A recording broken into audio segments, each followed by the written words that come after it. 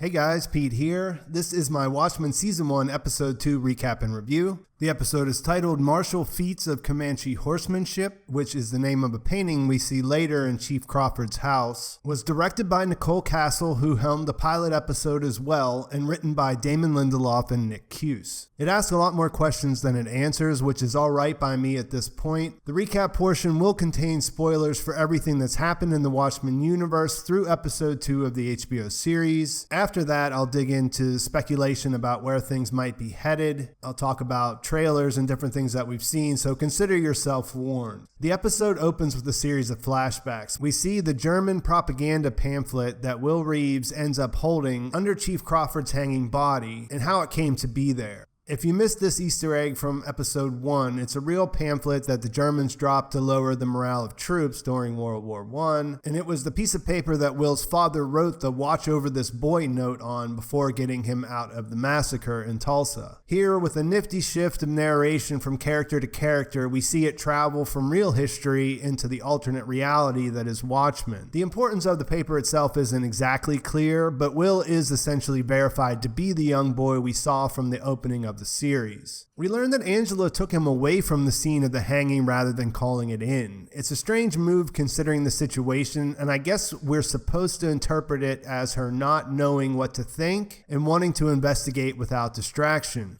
She brings him to her bakery, and after letting her emotions show briefly in the back room, she dons her costume before she asks him any questions. The exchange here is a good one. I particularly liked how they debated what Dr. Manhattan could or couldn't do, with Will mentioning things directly shown in the comic book panels. This is echoed again later between Cal and Angela, and I thought that was a lot of fun for those of us who read the original story. He tells of the vast and insidious conspiracy at play and that Crawford has skeletons in his closet. Angela takes this literally, and she bags up his coffee cup for the DNA evidence before heading to the crime scene. There's this Easter egg filled transition of a newsstand as she leaves. We see a mural on the wall of two lovers kissing, a shot of the New Frontiersman, a mention of the Nova Express, which was owned by Vate Enterprises, and we hear of the Libstapo running false flags to keep everyone distracted while they take away people's rights.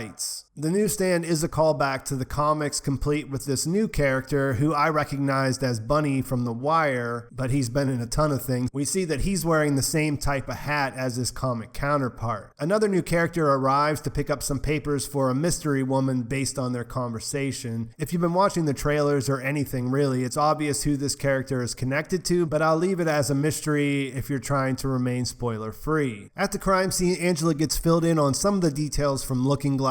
He's very matter-of-fact in his description, and that stands out, and we learn that Judd did indeed suffer as his life came to an end. The conversation is cut short by a paparazzi falling from the sky. The guy's wearing a moth setup, which is pretty hilarious.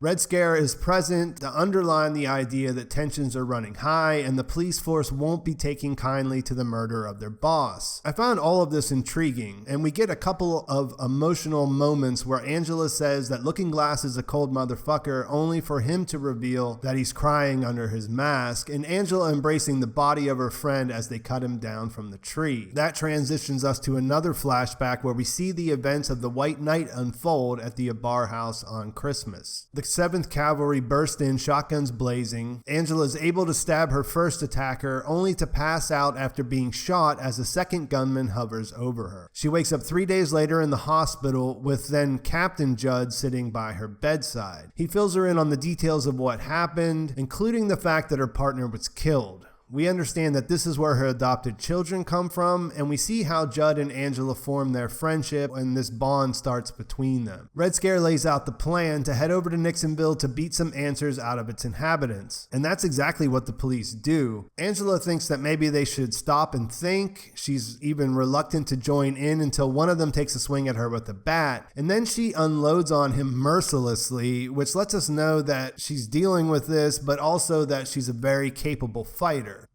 After that, she takes the coffee mug over to the Greenwood Center for Cultural Heritage, and this is so she can test for Will's DNA. It was a little bit hokey, I thought, the way that this was set up, but the signs of the protesters outside almost make up for it. They read, "You got a sorry and now you want a handout," and "equal rights equals equal taxes." I mean, this is the kind of thing I would imagine would be going on outside of a place like this if it really existed in our world. Back at her place, a lot of stuff happens in a short amount of time. We see the adopted kid's grandfather sitting on the porch. Apparently he's there for a visit that isn't happening. He complains about Redfordations a bit before taking a handout from her to go away. Cal asks about the old man who's still at the bakery. He's wondering why Angela didn't arrest him, which we're kind of wondering the same thing. She tells Topher about Uncle Judd's death with the monologue we've heard in a couple of trailers at this point about the world being black and white. Speaking of monologues, American Crime Story Minutemen makes its debut and everyone seems to be watching it. Cal and Topher, Looking Glass is at his place with a TV dinner sitting down to watch it, and the 7th Kavalry, who are hard at work at a suicide vest, are also tuning in. This has been highly anticipated and it doesn't disappoint. After a comically long-winded advisory, we learn some important information. The show inside the show opens with the body of Rolf Mueller being discovered in Boston Harbor in 1955. This was who Hollis Mason speculated that Hooded Justice might be in his book Under the Hood. Turns out that isn't the case if we believe this TV show, which if you haven't read the source material, this is all probably getting pretty confusing. To say it as simply as it can be, the implication here is that everything people think they know about the rise of costume adventuring in the Watchmen universe could be wrong. It's an interesting thing to tuck in the back of our minds at this point, as is the long monologue that Hooded Justice gives about his backstory and wearing masks in the show itself. We hear that continue as Angela drives over to the Crawford house, and it seems to fit with her sense of identity as well. At the chief's place, after meeting Senator Keene, she pretends to faint so that she can get access to the upstairs and the chief's closet. She ends up finding a Klan robe with a sheriff's badge hidden there with the help of some night owl looking x-ray specs. This twist isn't terribly surprising after the first episode, but this thing is just hanging there like a display in a museum, which was sort of like, okay, what? Either way though, Angela grabs it and takes off. She takes it with her. We transition from a shot of the painting that the episode gets its name from over to the English Manor. Things are still weird here, and I find it delightful. Where it is and why things are the way they are isn't any clearer than it was in the pilot, but the fact that his servants are clones seems to be confirmed. We watched the play about the creation of Dr. Manhattan, which is put together really well for the circumstances, and we're left to wonder what this will all turn out to mean.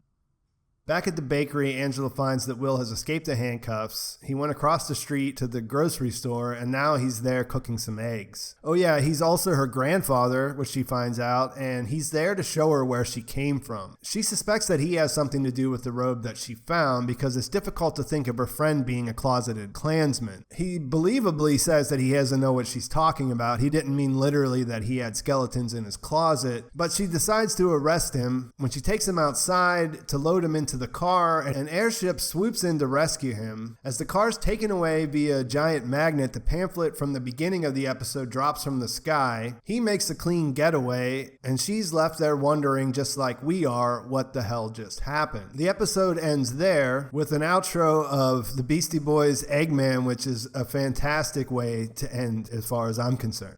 The Klan robe seems like a big reveal in the sense that it confirms there's more to Crawford's character. More than anything, it makes you wonder if he has a connection to the 7th Kavalry. He was shot during the White Night, though. We saw that there was dressing on his wounds at the hospital, and he had noticeable gunshot scars when we saw him getting dressed in the first episode. At the same time, he was listening to right-wing radio, and he has clear ties to the Klan, even if he wasn't a member himself. The fact that Angela survived the White Night is also weird, considering that she passed out with an armed 7K guy standing over her. There's definitely more going on here than what we've seen, but at this point it's hard to pin down what that is. Then we have Will, who we learned a lot about in some ways, but maybe not the things that we were hoping to find out. A lot of people like the theory that he could be Hooded Justice, and it does seem a little bit more likely after this episode. I like the idea where maybe he was the inspiration for Hooded Justice, or that there was more than one of them, or something along those lines, but either way, American Hero Story story revealing that Hooded Justice wasn't Rolf Mueller could be big. I'm guessing that Will was saved at the end by Lady True's people, but that's not exactly a slam dunk. I think some people will wonder if maybe Night Owl was involved in this, but that seems pretty far-fetched. The question of whether he killed the chief or not is still out there, and if he did, then why? Him being Angela's grandfather could be important, but we also know that she grew up in Vietnam where something probably happened to her parents. So does any of what we saw today move us closer to solving the mystery that he represents? I don't think so. And of course the same goes for the old Lord of the Manor. He seems trapped or imprisoned or something.